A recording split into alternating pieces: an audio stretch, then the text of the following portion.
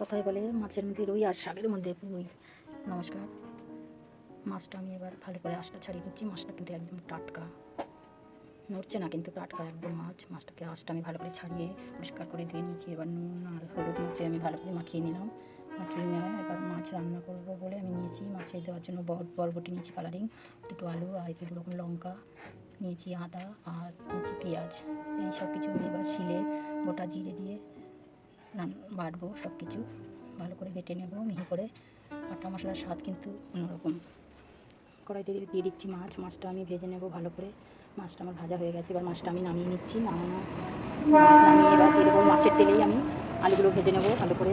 আলু ভেজে নিয়ে দিয়ে রাখবো। মশলাটা আমার পুরো বাটা কমপ্লিট হয়নি, কিন্তু আবার মশলাটা আমি ভালো করে মিহি করে বেটে নিচ্ছি।